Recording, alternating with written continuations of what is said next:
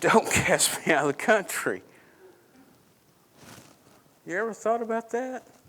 Now there was nigh the mountains a great herd of swine feeding, and all the devils besought him, saying, Send us into the swine that we may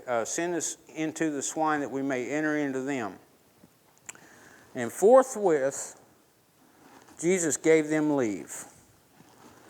And the unclean spirits went out and entered into the swine, and the herd ran violently down the hill in a steep place into the sea. And there were about 2,000 and were choked in the sea. That is a whole lot.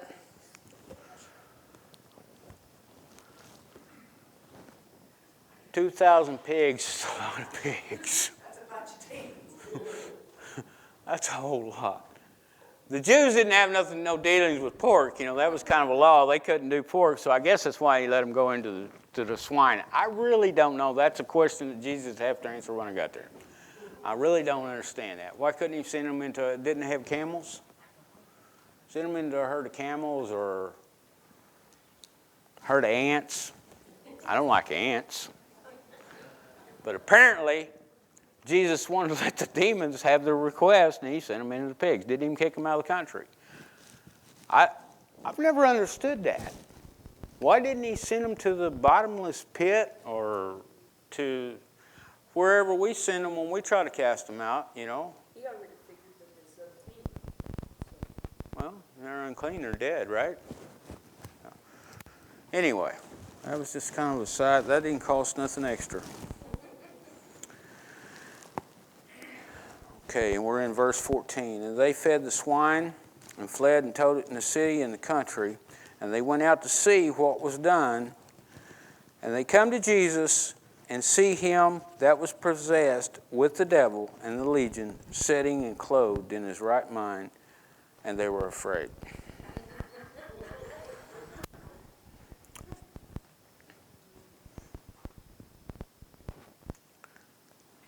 The disciples over in chapter 4, I believe it's in chapter 4 where Jesus walked on the water. It is. In verse 41, the last verse of chapter 4, and the disciples got afraid too. And what it's talking about, and they feared exceedingly and said one to another, What manner of man is this, that even the wind and the sea obey him? They got afraid because Jesus calmed the wind and the sea.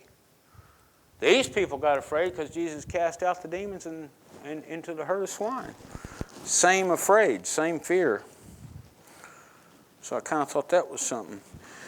Okay.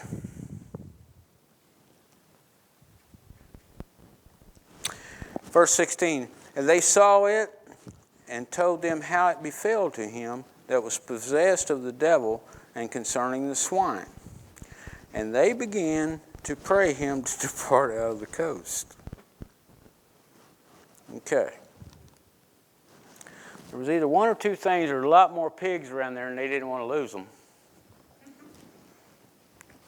Well, they really did not understand what the King of Kings and the Lord of Lords had done. He had done something just because a man come and worshipped him. A man demon-possessed come and worshipped him. He didn't come and ask him, Lord, deliver me. He came and worshipped him. That's the same thing that we need to do when we face these situations in our life. The same thing that people need to do when they face us. Because I'm going to tell you, there's 9 kinds of different ways out there that you can read about how to deliver people. There's all kinds of programs out there that you can take to get off of this or get off of that or to change this or change that.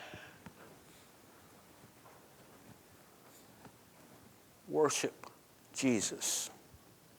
Worship Jesus. If the church would come back to worshiping Jesus, and I mean, I am so thankful for Kevin and Robin. Of course, they're one, so if I say Kevin, that means Robin and Eric. That we worship God. I mean, there's times here in this house that I'm just blown away by the man that don't move his mouth when he sings, or that's what Roy says. You know, I'm blown away. Because I know when I feel that, and I know I get kind of excited when I feel it, Yeah, and I move my mouth. But I know it's worship. And I thank God for worship. And I thank God for a worship leader that worships as we worship. That didn't cost nothing extra either. And they began to pray him to depart out of the coast. And when he was coming to the ship, and he had been possessed, and he that had been possessed with the devil prayed that he might be with him. He wanted to go with Jesus. He wanted to go with Jesus. We want to go with Jesus. I want to go with Jesus. If Jesus, in fact, there's probably enough criminal mentality still in my mind that I would have probably slipped in that boat, whether he told me no or yes anyway. I would have probably got in there because I wouldn't want him to left. I don't want to leave Jesus. Once I had found him. This man didn't want to leave Jesus as he found him. But what did Jesus tell him? Go to Rhema, go through Bible school, take this course, that course, the other course, and I'm not down in any of those places. I'm just saying what we say as human beings today, this is what you got to do to go do this, this is what you got to do to do that. What did Jesus say? Because this is the truth. This is the truth.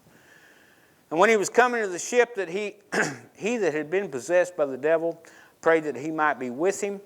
Howbeit Jesus suffered him not, but saith unto him, Go home to thy friends, and tell them how great things the Lord hath done for thee, and hath had compassion on thee.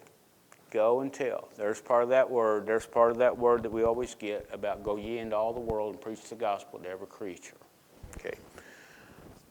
That was the word then. That's the word now for us to do. And he departed and began to publish it in Decapolis, how great things Jesus had done for him, and all men did marvel. That's the message. That's the message. You worship God. You worship Jesus Christ. He's the one that does the work. He does the work. He does it. He does it without even asking him to do it. That man didn't ask him. Can you get that? He didn't ask him to be delivered. He just worshiped. He just worshiped him, and Jesus done it.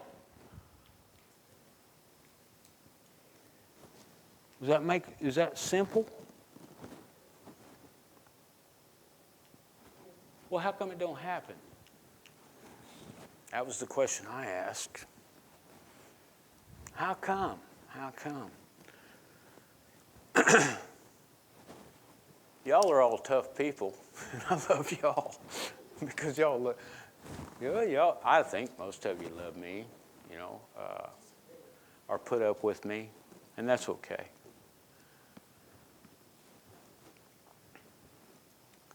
Too many times I hear this. I prayed for that one to be healed.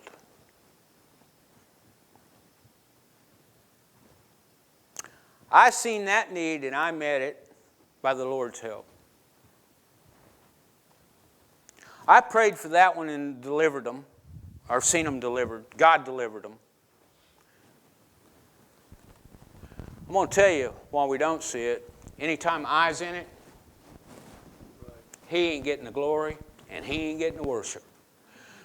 You can think that we don't do that, but we do that. We do that.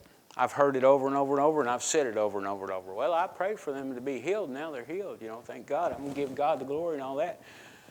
Anytime I is in it, you're not worshiping him. You ever think about that? Boy, I wish y'all was standing up here looking back at y'all.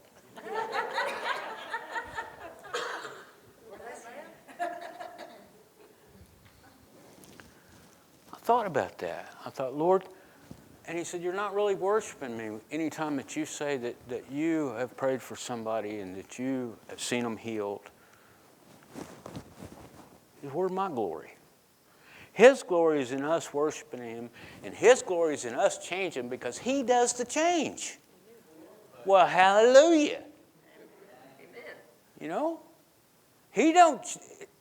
The change didn't come because I quit dancing, drinking, and almost smoking. Roy's been on that smoking thing. I don't know. I'm going to be a thorn in his side probably for a while. But anyway, He gets the glory, and that's how we worship Him. When we give Him all the glory, we don't take none of the glory for ourselves. We don't